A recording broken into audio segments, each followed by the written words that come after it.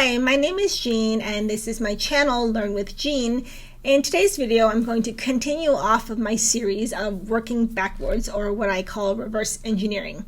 The reason why I want to shift the focus of the channel to more of these working backwards videos is to dissect strategies that I see being used most often in this creator business economy and help you understand through my analysis of who their target market is, what their offer is, whether that's an effective strategy that you can use in your business or not. I really want to teach, to share what I know, because from what I've seen and what I've experienced firsthand, when we can learn to work backwards, we really identify patterns that are common in the creator economy in terms of marketing, sales, lead gen, and we start to see if it is successful for these creators. What makes it successful? What is it that's happening behind the scenes? As you see, I'm trying to dissect it and break it down in the easiest way possible so that you can decide whether that's a strategy you would implement in your business. The most important thing to remember in this creator economy business is that there is no business that operates in the same way. Now, these tactics and strategies may be similar, but the results will differ because we are each unique and individual beings, and we need to recognize that how our businesses grow and evolve and scale is going to be different, because we are human beings that are very nuanced and complex. Let me know if you're interested in seeing more of these case studies, or any specific case studies or examples to help you launch your business. I'll quickly share my story is that I've invested in a lot of different coaches and programs, and I've just come to the point where what worked, what didn't work, and most of all what the coach was trying to tell me, and so that I can save you that kind of trouble, and maybe you can decide whether what you need in your life is a course or a program or a combination of the two. Let's get started. The first strategy that is most common in online course sales and online creator business is fishing for leads on Facebook. A lot of coaches teach this, and I've had coaches teach me this as well many times, and this fishing for Facebook leads is very effective. Now, I will say one caveat is that fishing for leads on Facebook is very manual. It's not a very scalable process because it's really requiring you to sign up and join groups, which means sometimes waiting to get approved to join groups, and then going into the groups and having a plan of action as to what content and what value you're going to give in those groups with permission, and then building rapport and relationship and status as an expert, authority, or influencer, and then getting people to DM you for more information to learn more, and then that can be an opportunity to send them your opt-in link. So with fishing for leads on Facebook, I'm going to put some screenshots up here and up here of what commonly happens when people fish for leads in groups, and how they also fish for leads using their Facebook profile page. Now, fishing for leads is fun, and it can be a game where you just see what happens. You roll the dice and maybe you'll hit the jackpot, and a certain group will have great response and some groups may not have great response. So the most important thing is you want to be really discerning and diligent about how much time you spend fishing for leads on Facebook, because it's not scalable. It's not like a funnel. There's a lot of manual work, as you may or not, maybe you can or can't see, but there's a lot of manual work involved. You're posting in group, you're responding to DMs, and you're continuing to add value, and you need a plan and a schedule, or else you're just going to spend all day on Facebook. Now you can maybe see that from the screenshots, but what's really happening is that a lot of creators and businesses will outsource that to a VA. So they'll have a VA take over their Facebook account. Obviously, you have to sign an agreement, make sure you trust them. But once they're vetted, you have a VA go in and start tagging people in your group, in Facebook groups, if people are interested in what you have to say, and also responding to DMs in your inbox. There's a lot of moving parts, and so if you're not careful, you will spend all day doing it. That is why most people hire a VA, because when you scale that process out to someone else, you're scaling your time and you're allowing yourself to be focused on more important aspects of your business. The second strategy is the webinar strategy. Now, this is really, I think, my most favorite and most effective strategy that I've seen used time and time again. And I sign up for a ton of webinars because I'm just curious, and sometimes I buy into new teachings and new coaching. But the webinar is truly the most effective way to get people to sign up because one, it's scalable, more scalable than Facebook. And two, it really allows you to tell your story in a format that reaches a wider audience. You can show slides, you can have a PowerPoint ready, you can have a video ready, but most of all, it really is more of an effective medium to tell your story.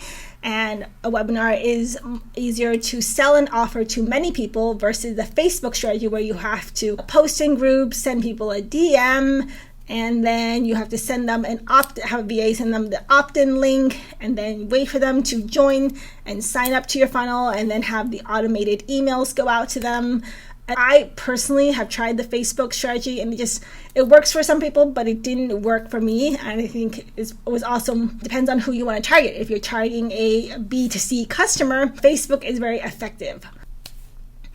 Now, Facebook is really good for this B2C market, so Facebook is really good if you want to sell to a B2C market. But webinar is really more impactful. You get to tell your story, you get to show people some of the results they get from your process, and you get to identify and do some more market research at the same time. And then the bonus about the webinar is that you already have a built-in audience willing to listen to you.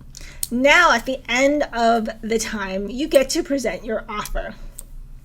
And your offer can be a service, it can be a course, and then you can offer bonuses because you can say, as a thank you for coming to my webinar today, you can offer these extra worksheets or extra videos, or maybe even a bonus 15-minute coaching call. Webinars are single-handedly my favorite strategy for reaching a wider audience, telling your story, giving value, and doing market research at the same time. Now, if you are doing a webinar, I would highly suggest that you have someone to serve as a moderator, someone who is moderating the chat, someone who is checking to see what the questions that are coming up with, because when you're delivering a webinar and a presentation and you're sharing your story, you don't want to be distracted by the comments on the sidebar in Zoom. That's not going to help you share your story, and you might get distracted, and you really want to be focused on a webinar. So webinar is a very common strategy, and it's still the most effective strategy because it's scalable, it's effective, gets you in front of people's. Now, you might be wondering, how do I get people on a webinar? You need customers. You need potential customers. And so you have to think about, before you can do this strategy, where is your hanging out the most? And I say this so much, but that really is the $1 million question. Spend your time on the places and platforms on social media where your customers are hanging out. So if it's LinkedIn, spend your time on LinkedIn, adding value, posting, doing live video, building groups. If it is Facebook groups, then that's where you want to focus your time and attention on. You don't want to spread yourself too thin because then that doesn't really help you bring in customers and potential customers on a scalable. The third strategy, which most of us have heard, is email marketing. Email is still single-handedly the most effective way to sell your product. The reason why is it allows you to send out custom email journeys based on a person's preferences, how much they've engaged with your list, what kind of content they're opting in to see, what links they're clicking.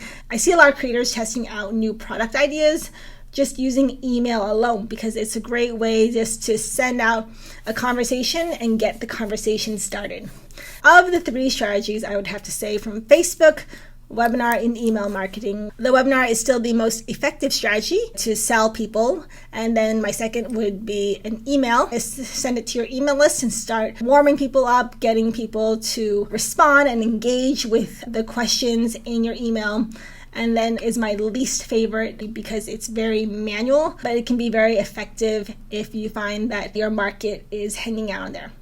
But the most important thing I want to emphasize a bazillion times, these are just strategies alone. Nothing works unless you know who you're selling to. And it is still the most important, and it's still the most common problem that I see facing creators is they don't know who they're targeting. They don't know where their customers are potentially hanging out, and they don't even know which platform they would most likely use there. I urge you all to focus on that last point, understanding and knowing who you want to target and where they're hanging out and where you want to spend most of your time, rather than trying to do Facebook, Instagram, and YouTube, because you don't need to do all of it. You only need to do what is working well. And when you find the platform that's working and you stick to it, you start seeing the momentum build. I hope this is helpful. Let me know if you want to see any more case studies or what you would like to see. I'm changing things around, but my most important goal is to teach what I've known and what I've studied from high-ticket creators to your creator just starting out, so that you can have that in-between experience, so you can analyze what's happening for people who are really successful and people who are just starting out, and what's the difference between starting out as a creator to getting to that high ticket. Let me know how I can help you. Email me, leave me a comment, what else you would like to see. And thank you for watching, and I will talk to you all soon.